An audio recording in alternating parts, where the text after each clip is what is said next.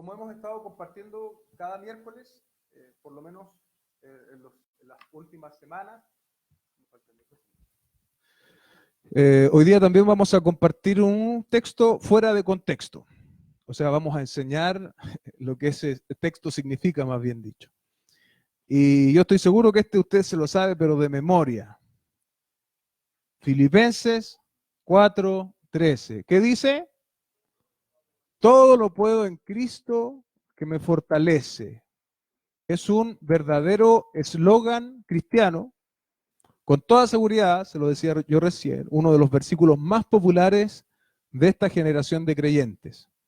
Aquí podemos ver una forma clara en cómo nosotros ponemos nuestra mirada más en nosotros mismos que en Cristo. Porque aunque pudiésemos interpretar este texto fuera del contexto, que no lo debemos hacer, lo hemos aprendido, ¿cierto? ¿En qué nos centramos al leerlo, o al pronunciarlo, o cuando lo estampan en las poleras o en las chapitas? En que todo lo podemos. Pero, y la palabra o el final de esa frase es que es en Cristo. ¿Ven? Incluso si se pudiese interpretar el texto fuera de su contexto, que no se debe, la idea es errada. Lo podemos arrancar a Cristo de esa oración. El significado popular y erróneo que se ha dado a este texto es tan amplio como laxo, como elástico. Algunos piensan que podrían anteponer cualquier especie de acto, deseo, intención, empresa, sueño a esta frase. Le doy un ejemplo. Voy a empezar una empresa de cartón. Todo lo puedo en Cristo que me fortalece. Voy a ser el hombre más millonario de Chile. Todo lo puedo en Cristo que me fortalece. Llevándolo al nivel espiritual, vamos a ser la iglesia más importante de todo Santiago porque todo lo podemos en Cristo que nos fortalece. Y usted puede prácticamente anteponer cualquier frase y asegurarla con todo lo puedo en Cristo que me fortalece, siendo eso un error. ¿Sí? Es un error. Es un error. Y hoy día vamos a ver al final de esta reflexión,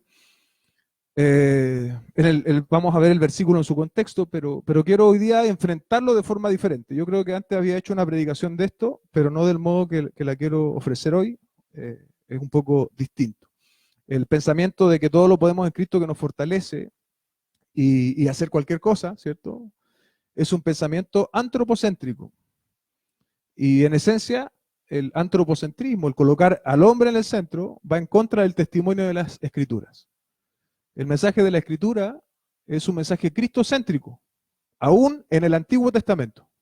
¿Los profetas de quién hablaron? De Cristo. En los evangelios, ¿de quién se habla? De Cristo. En las cartas, ¿de quién se está hablando? De las enseñanzas de Cristo.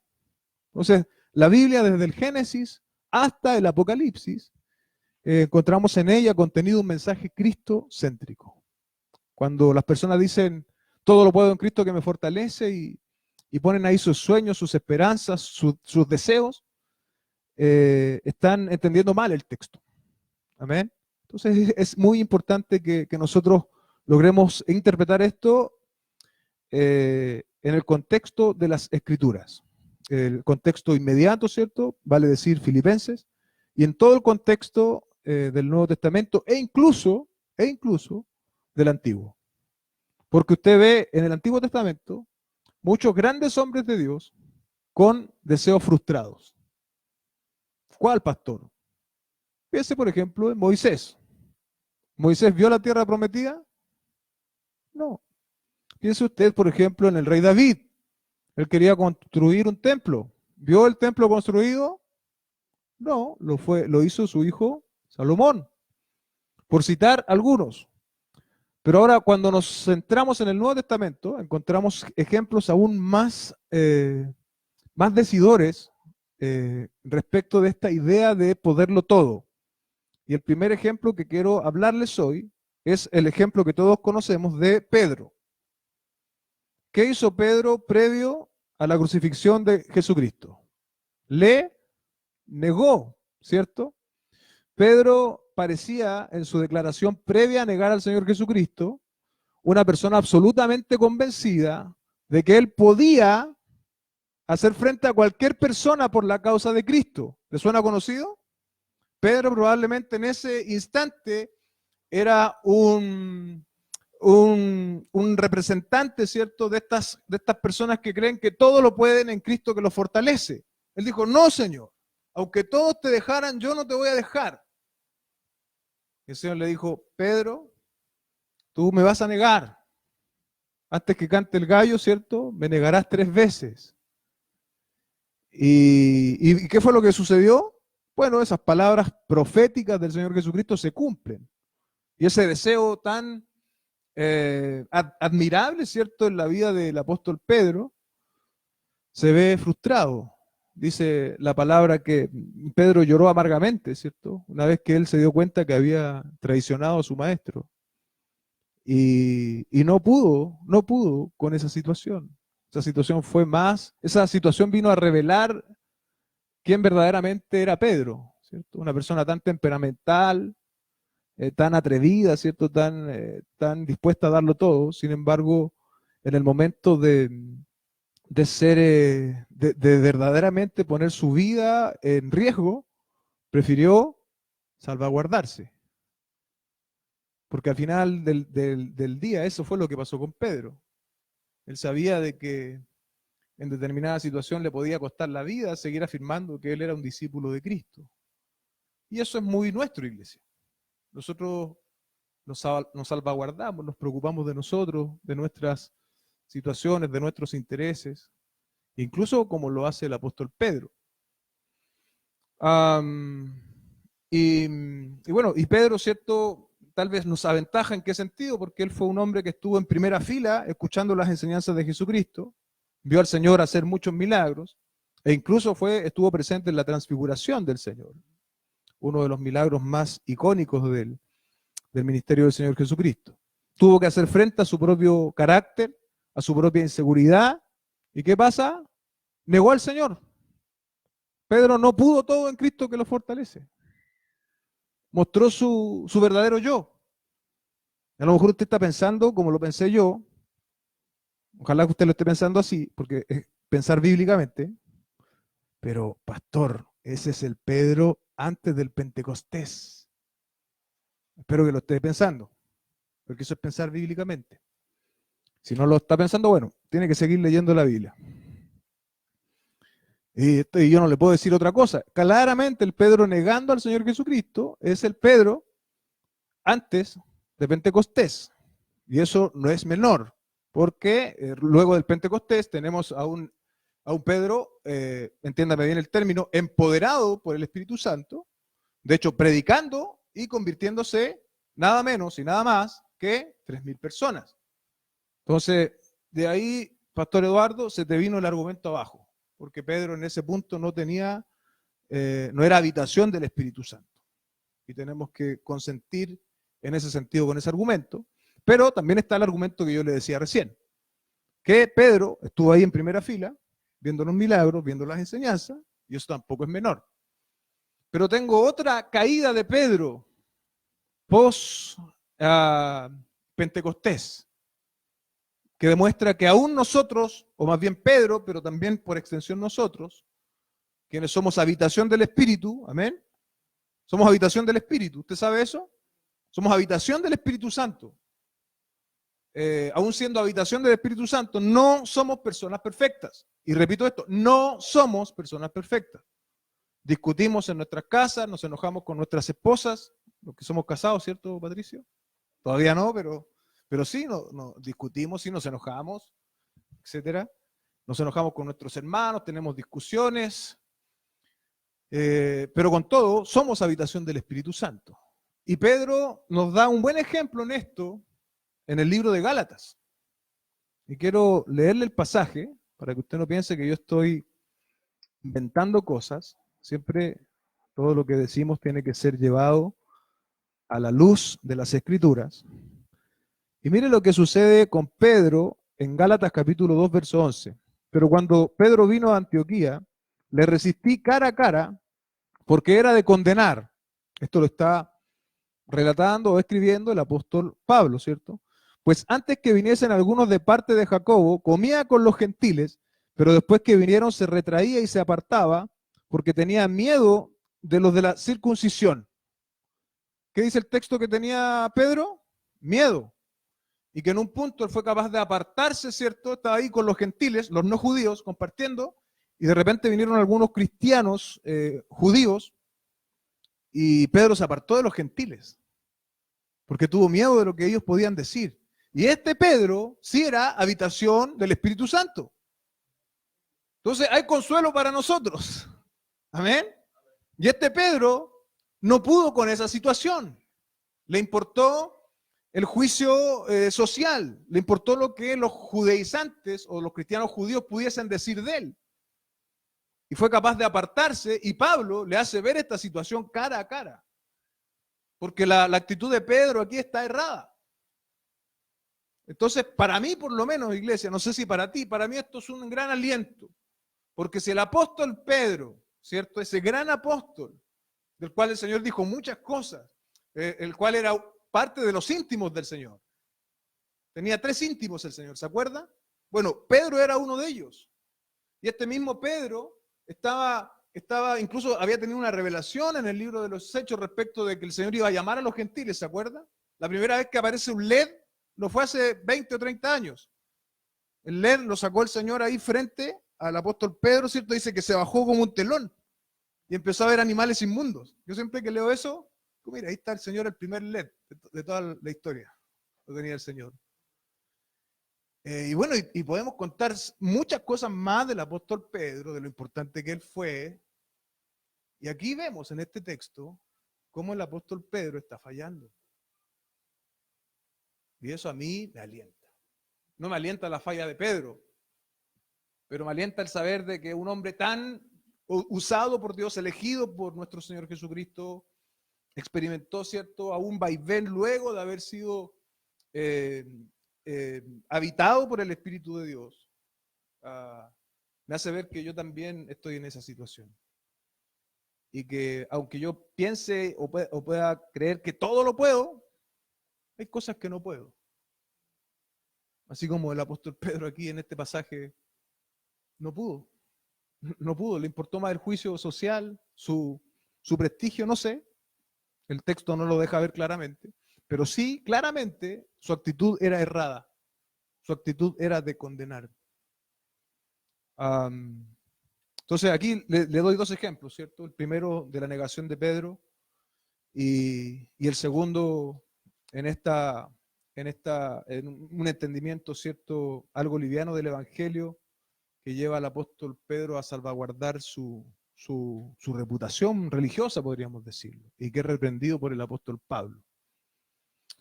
Y si no fuese suficiente, quiero poner otro ejemplo más de que aún los discípulos del Señor no fueron seguidores de este pensamiento de que todos lo podían.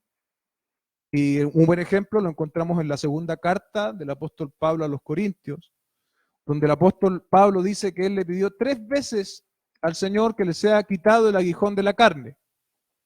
A lo cual la respuesta divina, ¿qué fue lo que dijo? Bástate de mi gracia. Bástate de mi gracia. Y aquí tal vez es distinto a la historia de Pedro porque esto es algo externo. Algunos estudiosos piensan que lo que a Pablo le pasaba era una enfermedad. Es altamente probable que así sea. Otros textos también lo dejan ver, en Gálatas me parece. Dejan ver que probablemente lo que estaba quejando al apóstol era una enfermedad. Entonces ahí usted tiene al apóstol Pablo, ¿cierto?, pidiendo al Señor que él le sacara este aguijón, y Pablo le pidió 3 veces al Señor.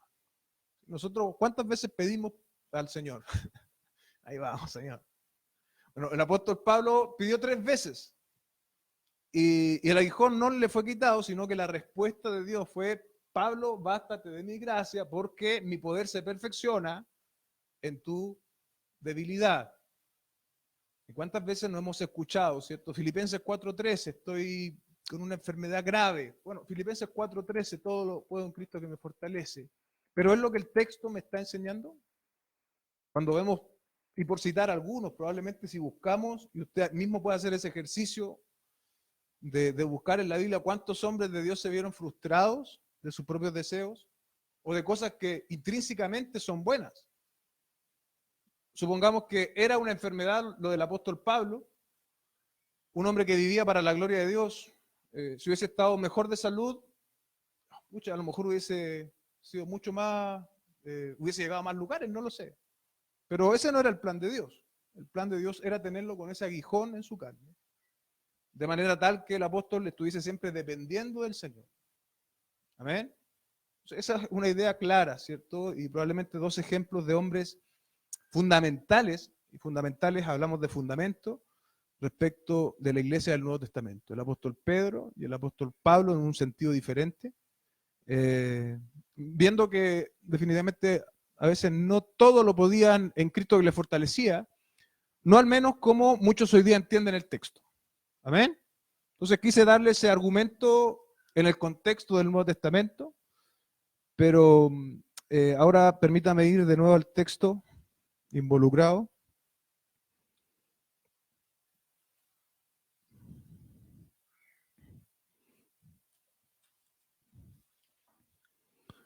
Y lo vamos a entender en su contexto.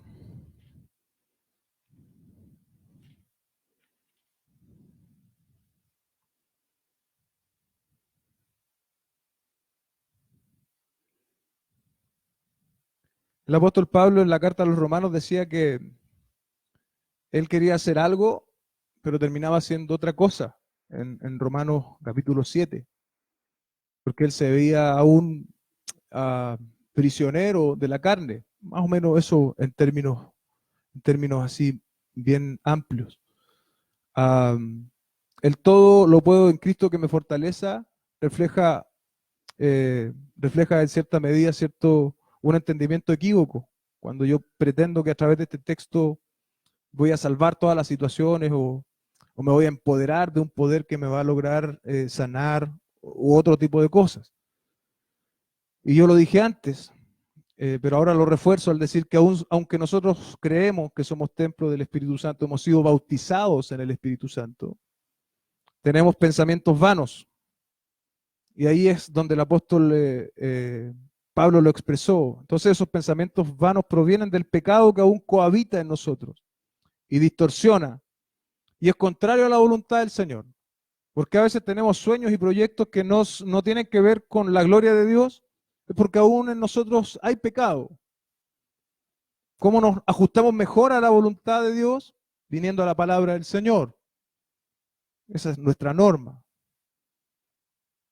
Pero no debemos pretender que Dios va a avalar todas nuestras ideas, porque muchas de ellas no reflejan la voluntad de Dios.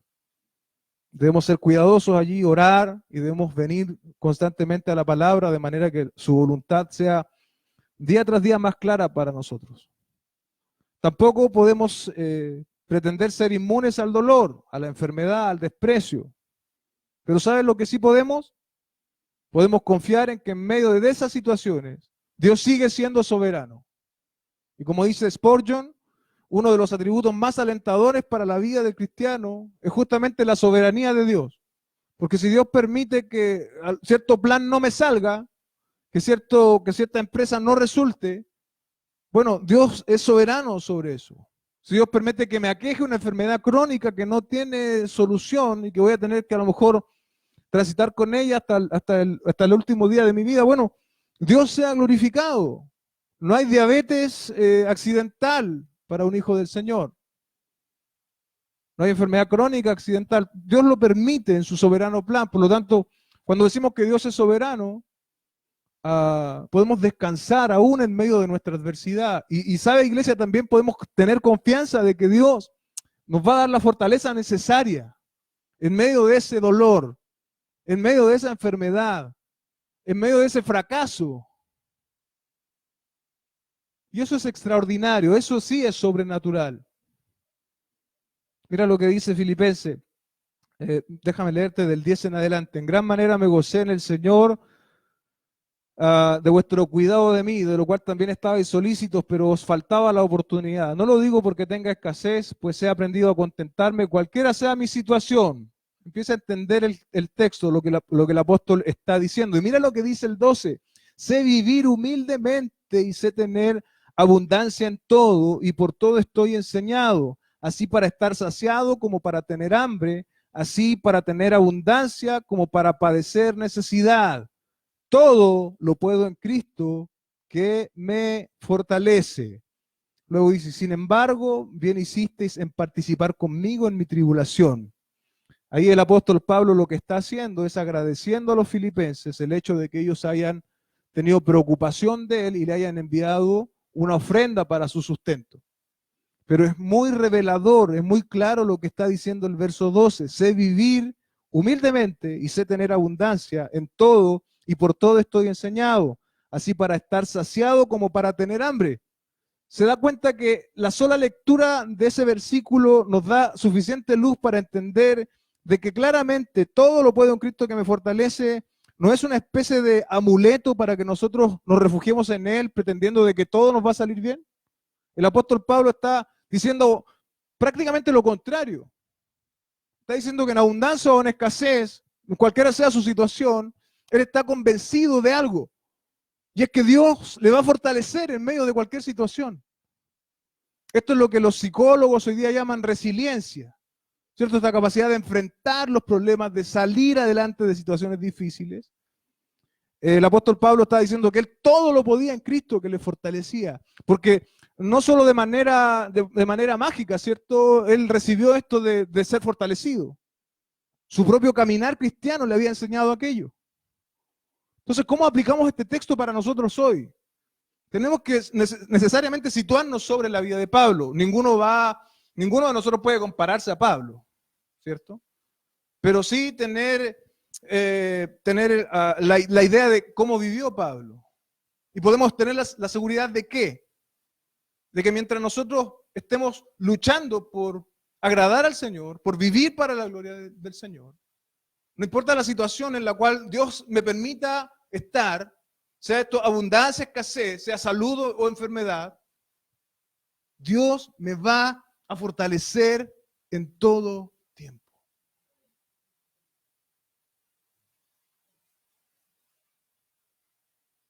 Pero debo ser un siervo, debe ser una sierva, debes buscar vivir para la gloria del Señor.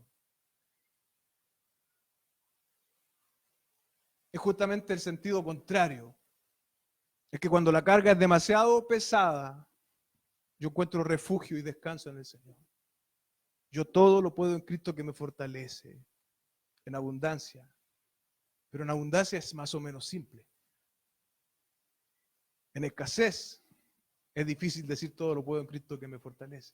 En salud es más o menos simple. Todo lo puedo en Cristo que me fortalece, pero cuando tenemos una enfermedad que nos aqueja todos los días, que nos martilla todos los días, bueno, todo lo puedo en Cristo que me fortalece. No hay imprevistos, no hay accidentes para nosotros los hijos del Señor. Todo está en el control soberano de Dios. ¿Es una esperanza este texto? Lo es, claramente lo es. Pero no es un eslogan ni una especie de declaración, como a muchos les gusta señalar, de que vamos a lograr todas las cosas. No. Es justamente para los momentos difíciles. Es justamente para cuando la situación se viene difícil, incomprensible tal vez. El apóstol dijo en el verso 12, sé vivir humildemente, sé tener abundancia, en todo y por todo estoy enseñado. ¿Ve que hay aprendizaje? Dios permite que nosotros vivamos distintas cosas, distintas situaciones, para enseñarnos, para enseñarnos. Y luego, extremo de nuevo, así para estar saciado como para tener hambre, así para tener abundancia como para padecer necesidad. Pero aquí el apóstol Pablo, amados hermanos, está hablando en específico de un asunto de sustento. Amén. Así que espero haber enriquecido su entendimiento de este texto y espero haber logrado transmitir la esperanza que este texto verdaderamente tiene. Si hoy día lo estás pasando mal, si hoy día a lo mejor estás como el apóstol Pablo estuvo, con escasez, pero aún esperas en el Señor, sigue esperando en Él, porque Él no falla. Sus promesas son fieles, eternas, y Él cumplirá. Y Él te va a fortalecer en medio de tu debilidad. Y tendrás fortaleza no humana, fortaleza que proviene de lo alto, fortaleza espiritual, fortaleza del Espíritu de Dios operando en tu corazón, en tu vida. Gloria a Dios por ello. Oremos. Cierre sus ojos. Señor, te doy gracias esta noche. Hemos compartido un precioso mensaje, Señor. No podemos empobrecer el texto. Sería un sinsentido. Por el contrario, entender bien este texto es un consuelo para nuestras almas que son a veces tan errantes, Señor. Somos tan, somos sujetos del vaivén muchas veces. En ocasiones somos y estamos dispuestos a dar nuestra vida por ti, pero en otras ocasiones ni siquiera tenemos ánimo para levantarnos de la cama para asistir a la reunión.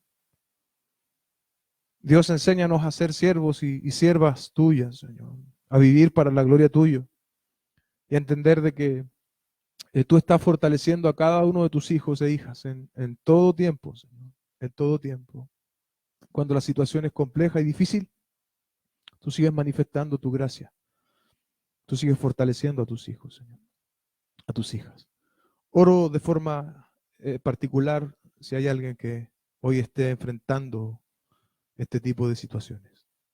Y te ruego, Dios, que tú le fortalezcas, que tú le animes a través de tu palabra, que tú a través de tu Espíritu, Señor, traigas confianza, esperanza, alivio, Señor, al saber de que tú eres un Dios soberano y no hay accidentes, no hay imprevistos, Señor, que podemos confiar. Te bendecimos, te adoramos, en el nombre de Jesús, nuestro Salvador. Amén y amén. Bien, vamos a ofrendar.